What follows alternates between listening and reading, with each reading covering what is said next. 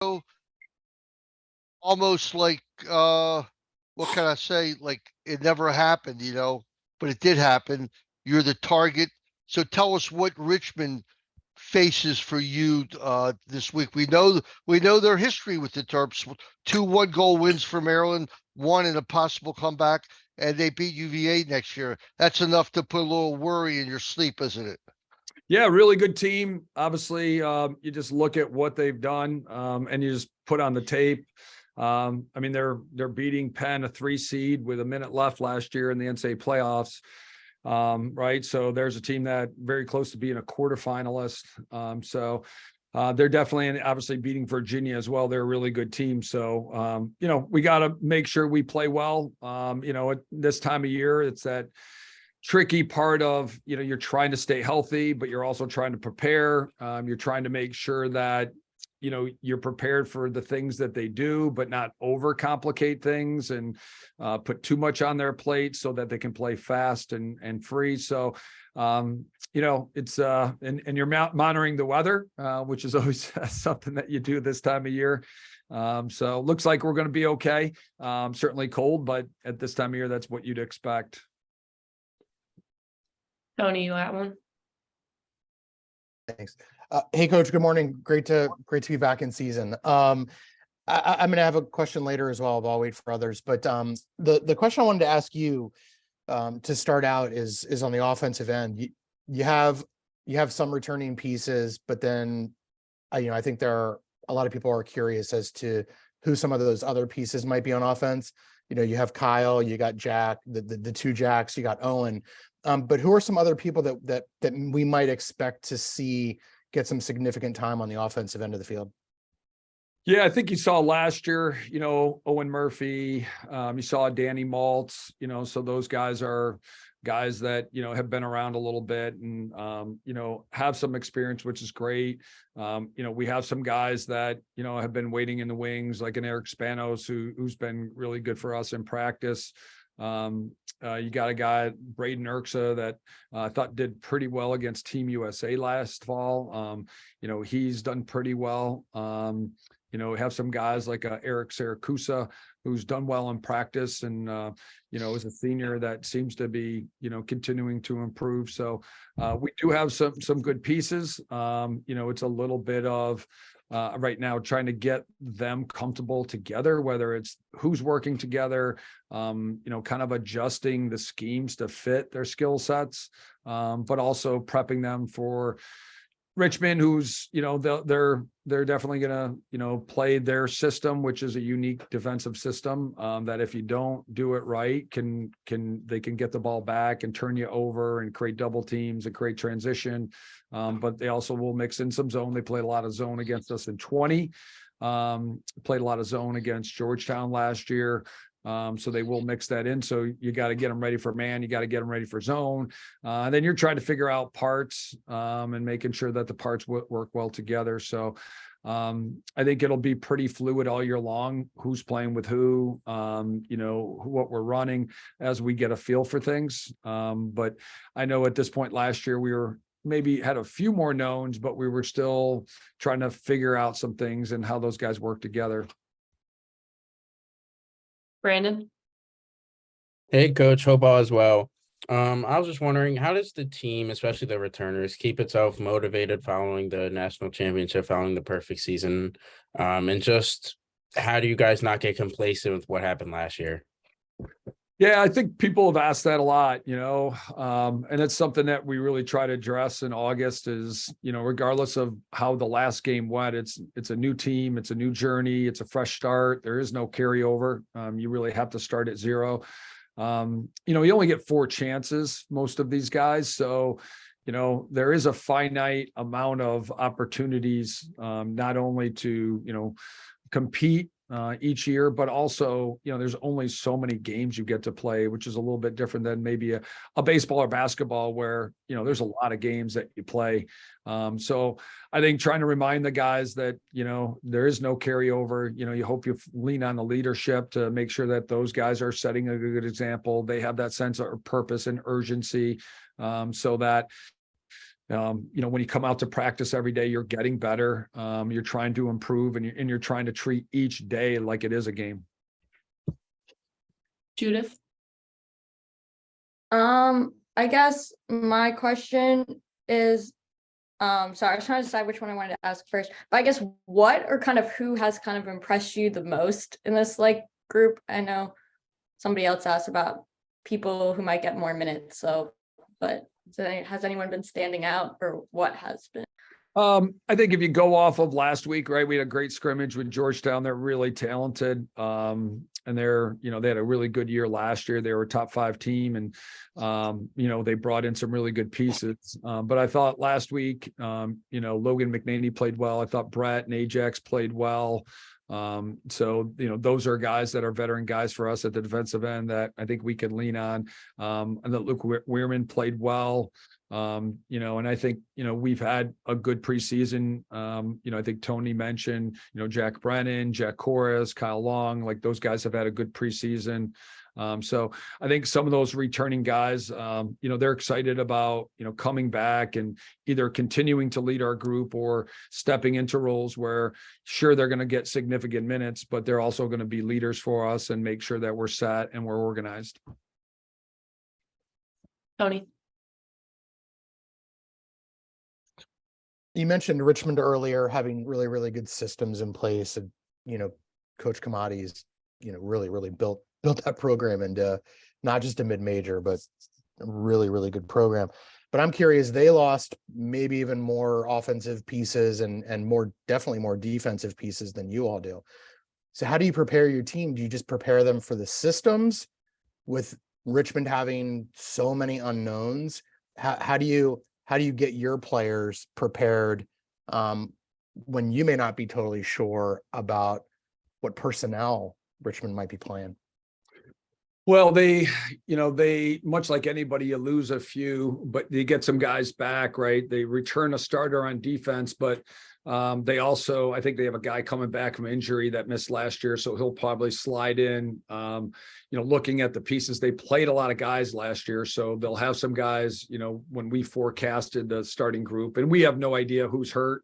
I think one thing that people don't realize, like scrimmages, we've had 2 scrimmages, but we don't share scrimmages. So they don't have a film of that. We don't have their film. They scrimmaged Loyola last week. So there are a lot of hypotheticals in terms of who's playing, but you kind of look and go, well, these guys got some minutes last year. So you would think that they would, step into a bigger role. And they did pretty well. They're short sticks. It looks like, they graduated a few, but they, watched some of the later games, they kind of rotated, or at least at some point had 5 or 6 guys. So you lose 3, but there's a bunch of guys coming back there as well. I really like their long stick. I think he's really active. He's a guy that we just definitely have to make sure that we kind of manage that in the middle of the field. They do a great job of getting out in transition. So we have to make sure that we get back and take away transition. You watch any of those games, and even the games that we played in 2020, they get out, and if you let people behind you and you give them fast breaks, they're going to make you pay.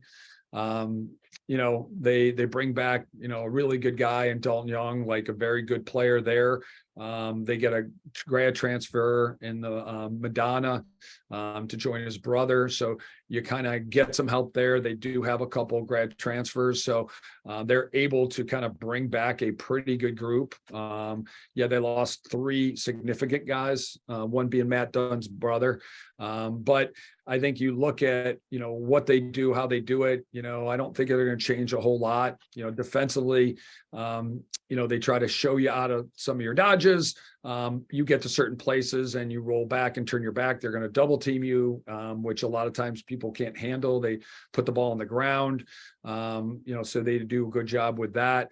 And that puts the ball on the ground and creates transition, offensively. Then they'll push the ball in transition. They'll attack early offense. And then they're super methodical. Like if they can't get transition, you just have to kind of get ready for, a long possession. And you have to be mentally focused for 80 seconds. And that's hard. It's hard for anybody. It would be hard if we were doing that to somebody. So all it takes is one breakdown, and that can be problematic. But when 21 has the ball, like he can, they set picks for him. They get, a mismatch. He's going to create some opportunities, and he's good for not only, getting to the rack, but, throwing guys open.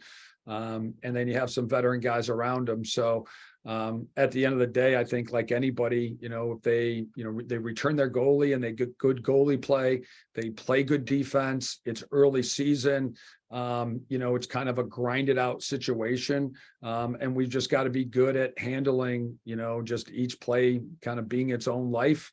And taking it that way, because each play has its own life. And then, once that's over, then it's the next one, and there'll be good moments and bad moments. Like any time you play preseason, there's going to be some silly turnovers. We just got to be okay with, kind of turning the page quickly and not compounding it, staying positive. And then when you get your opportunities, you got to can them. Brandon? Because of how good the season was last year, do you think there's any extra pressure knowing that all your opponents week in and week out are probably going to give you their very best because you guys are the team to beat this year? Do you just feel there's any extra pressure that comes with that? And then if so, how do you kind of handle that? I mean, I just think there's so many good teams out there. But I get your point, and we try to manage this with our guys. It's always the case, right? Like, last year's team, our 22 team, the last game didn't go as well as we would have liked. So I think there was some just daily motivation, knowing that you got so close, but it didn't get your way. So, maybe there was an extra motivation to not feel that pain. And I think we're all human. And I think there is some merit to that. So that's a good way to handle disappointment. It can either break you or it can motivate you. And I've tried to mention to our guys, like, people are going to talk about last year or defending champs or you were the champs. But the key is that's past tense, like last year's last year. But they're going to prepare to play the team that was on the field last year. And that's just how we do it. So if you beat somebody, probably extra motivation. You hope that all of us have our own internal motivation, that regardless of what we're doing, we're in the present and we're doing our best. But I do think when, you have a team that last year maybe didn't go your way, I know sometimes here that has helped, per that Virginia example. But I think for our guys, they have to realize, we need to be just the best version of us. And especially right now, and realize, in February, it's all about, trying to get a win, trying to make sure that we're playing as clean as we can, playing as smart as we can.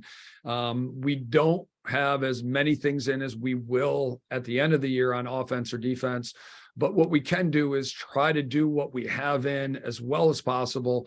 And then build confidence and build a rhythm and get guys into a good groove. And as we go, we start getting a better sense of, all right, this is what we're going to do more of, or these are the combinations that we're going to do more of. So we just have to be prepared for everybody's best shot. Certainly, you kind of mentioned the way things ended last year, but I do feel like this. I said it the other day, when you're at Maryland, you're getting everybody's best shot. You just are. And you can, say that for, a number of programs that have been established and been around a long time, because these kids all grew up watching the sport and they know who's been around. And I think there's a lot of motivation, and a lot of excitement. And, to me, I know I'd be fired up, and I think for us, we play so many good teams that hopefully our guys are excited to play these guys. Bruce, I think you have one. Yeah, Coach, certainly you're the most valuable coach last year, and everybody knows you have a brilliant mind, but the other coaches can coach too, and they've probably been studying your films like infinitum. And Deemer Class came out with that half-hour thing about your offense, and we know how strong your close defenders are. Number one, what about the new guy, Colin Burface? Is he up to the task of being attacked, which he's going to be, with Ajax and Brett next to him? And also on offense, do things change? I mean, what do you think other coaches are going to do to attack the way you kind of integrate 6 guys into attack in first midfield? I'll talk about Colin Burles first. Obviously with Matt Ray, he'll leaving a really experienced guy for us and logged a lot of miles. So great opportunity for somebody to plug in that hole. And we feel like we have a number of guys that can do that. I think it's a whole lot easier when you're playing with Ajax and Brett. You got 2 veteran guys. And we are very systematic. And we do that for a number of reasons. And we try to be that way throughout our culture of our program. Everything we do, everybody's important. We do value each guy, but we also ask everybody when we recruit and while they're here, to make it about the team and about the system, and realizing that you don't necessarily need to win the game yourself, but you need to know what your role is. And then in its simplest form, just do your job as well as possible. Not too different than, kind of here with the Patriots, but, to me, if you have 2 veteran guys, just be a good listener, do the fundamental things right. And then just know, like, we're not asking anybody to take the ball away. You just need to stay in front of your man. You need to defend picks off ball, just need to be, understanding of what we do. And we've been practicing that since August. So again, trying to keep it simple, but again, the older guys, that's where you're leaning on those guys to help those guys. And 4 years ago, we were asking the veteran guys to help Brett. Curtis Corley was one of those guys. So what's nice about that is if you have a system and you're playing against good teams, and we'll always play against teams that, will either put pressure on our poles or put pressure on our short sticks. You have to all work as one, because you're going to have to support your short sticks. People recruit so well now that you're going to play against teams that they'll run by short sticks or they'll get to good spots. And then it's all about being on the same page to make sure you slide when you need to. And then you're, when you do slide, you're releasing and you're covering the inside, and then you're extending back out again. And that's stuff you're doing since August.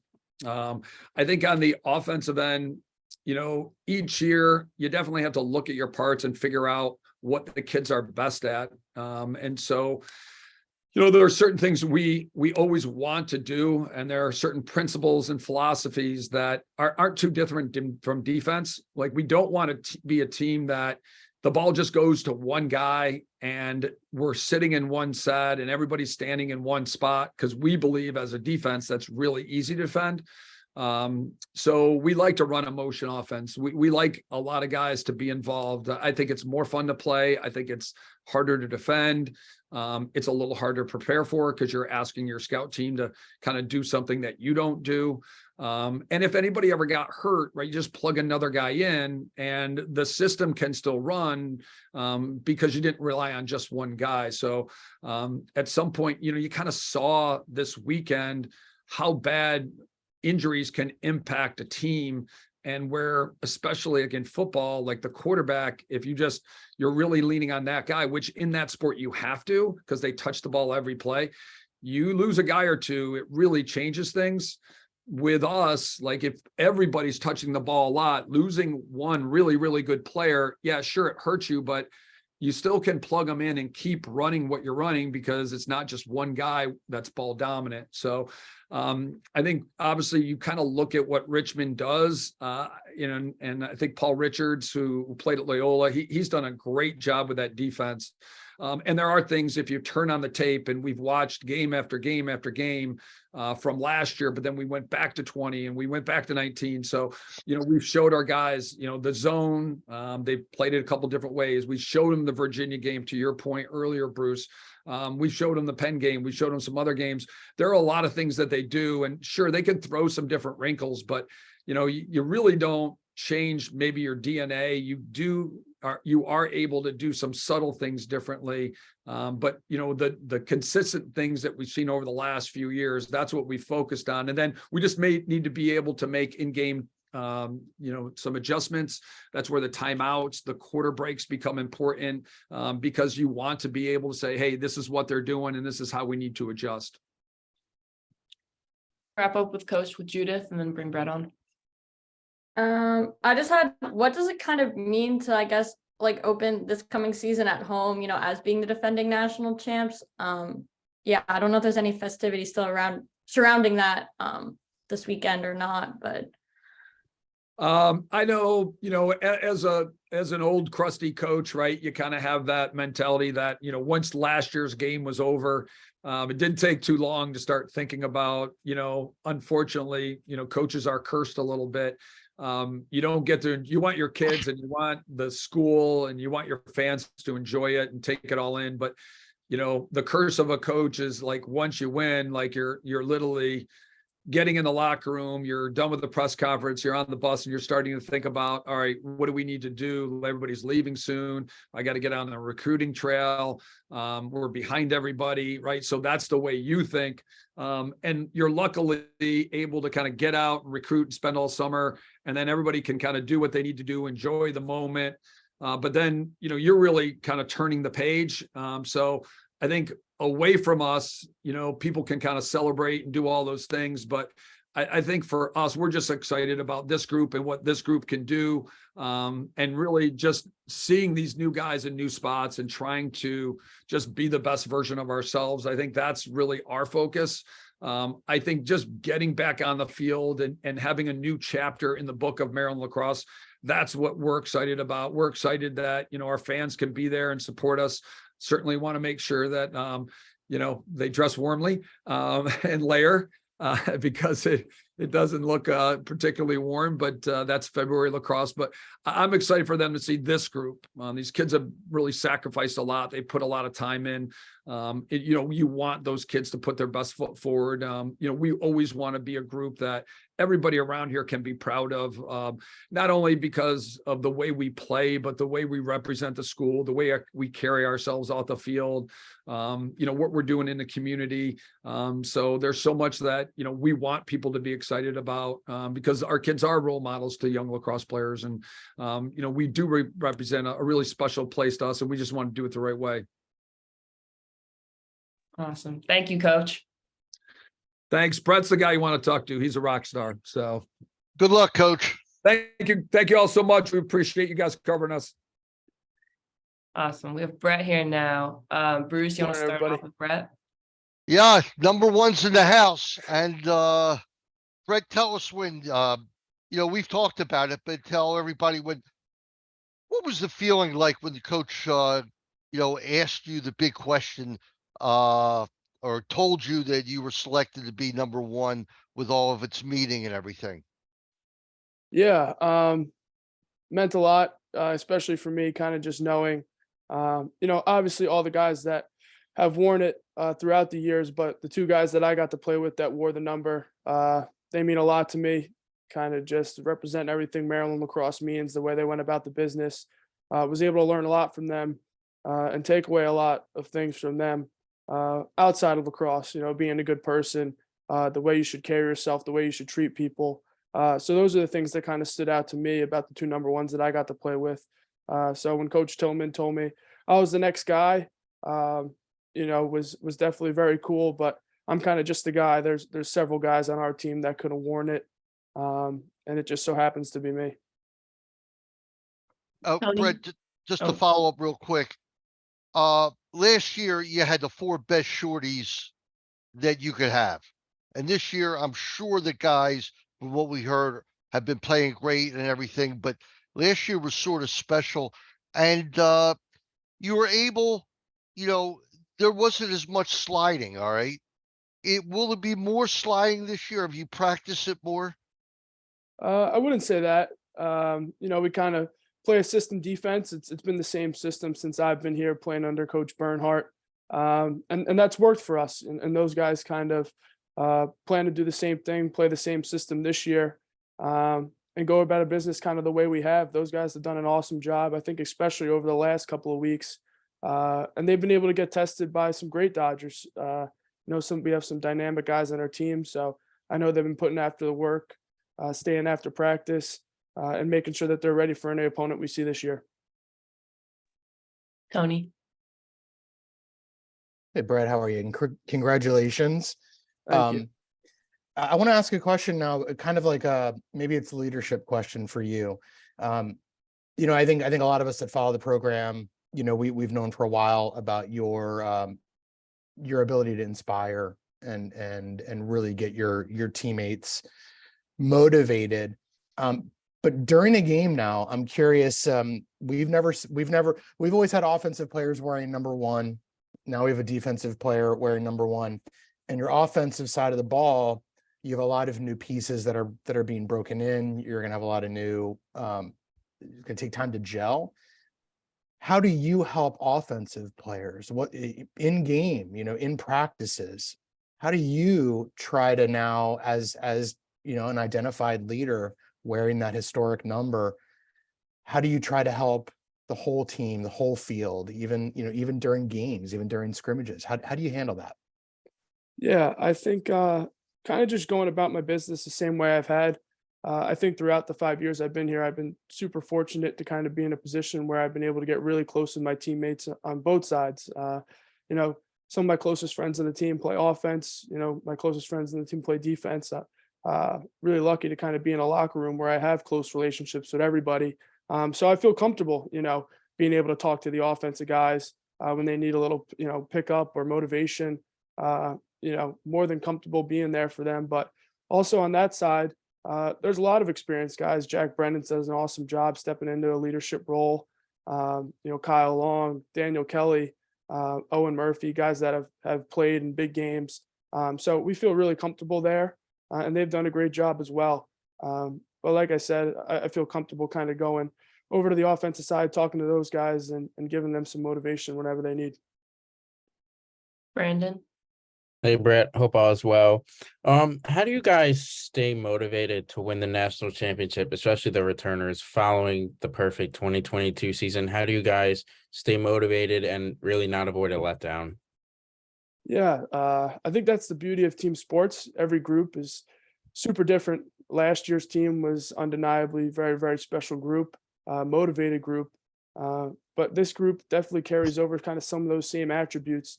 I think for us, when you play at Maryland, be the best isn't kind of just a huddle break. It really is something that sits in your soul. So every day you get up, you're trying to kind of meet that standard, reach that standard, and then also raise above it. Just based off what the program has done in the past, you're always trying to live up to that standard and improve it. And I know for me, one of my biggest goals is to leave the jersey in a better place than I found it. And I hope my teammates have that same mindset going into this year. Ed?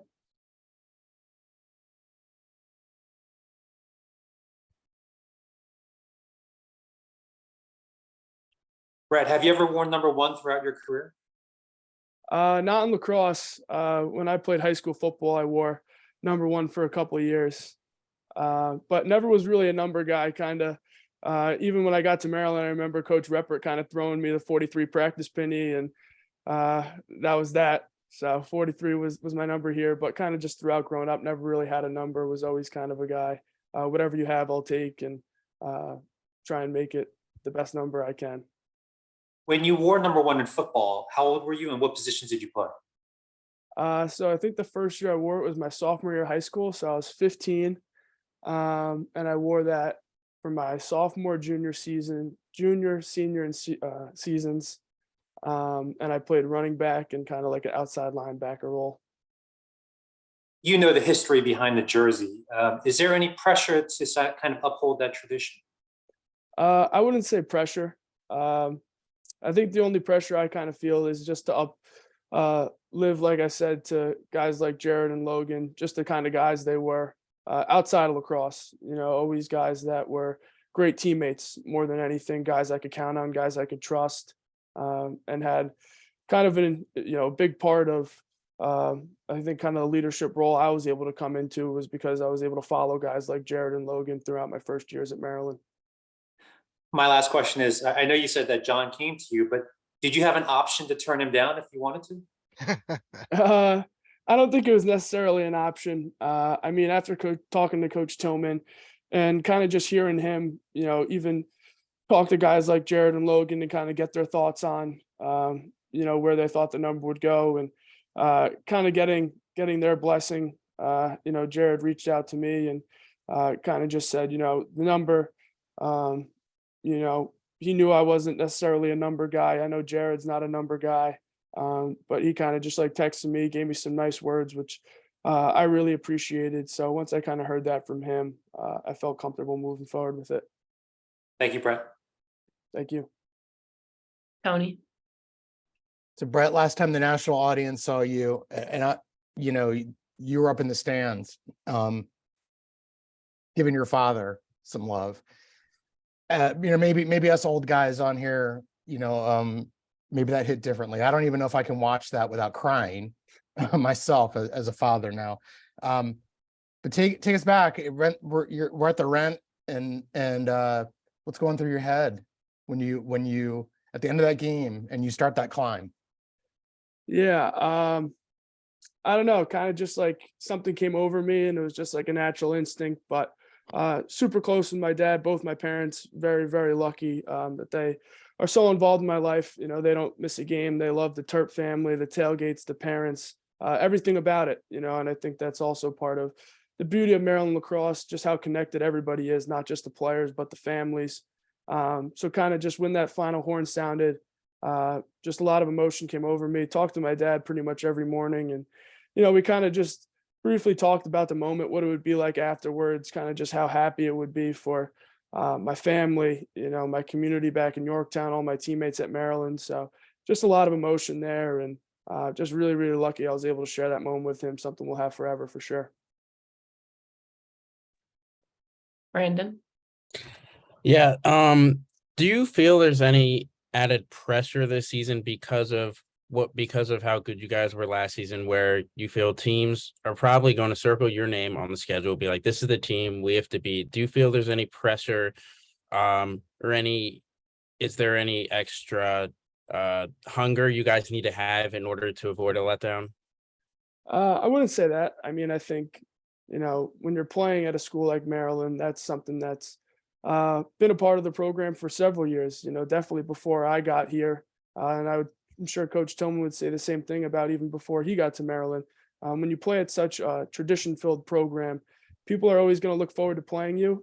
That's kind of something you got to wear on your sleeve when you play here and embrace. I know, people might feel that way about us, but we feel the same way. You work so hard throughout the week, any chance you get to compete and kind of put the results of what, everything you practice on throughout the week on display on the field. That's an exciting opportunity and kind of an adrenaline you really can't replicate. So, I'm sure people are going to be excited to play us, but, I know this group is really looking forward to having the opportunity to compete as well. We'll wrap up with Bruce. Yeah, Brett, take a minute and talk about the Yorktown Heights fraternity that you're in. And I know when I talked to Carcaterra, he was as proud as I was of you, getting the #1 jersey. What's that like? And did you hear from your Yorktown people and representing that great city of lacrosse? Yeah. Yeah. Similar to Maryland, obviously, a little bit of a smaller, kind of tradition, but, Yorktown loves their lacrosse. Super fortunate to grow up in that community where I was constantly around the game, a lot of great players that I was able to look up to. But yeah, everyone was very, very genuine in their, kind of messages to me, and really, really meant a lot, kind of just seeing the number of support from everyone back home. So, that community is a special place. I know Paul Kark definitely loves it, and any chance he gets to talk about it, he takes advantage of it. He keeps telling me he's going to write a book one day. So once that comes out, I'm sure everyone will be able to get it. You'll a little be bit in of a it. better understanding. He's going to give you a haircut first. Yeah. Yeah. Awesome. Thanks, Brett. And thank all of you for joining. Yeah. Thank you guys so much. Really appreciate your support from Maryland. Good luck Saturday, Brett. Thanks, Thank you. Brett. Thank you guys. Take care. Thank you. Thanks, everyone. Thanks, Alyssa.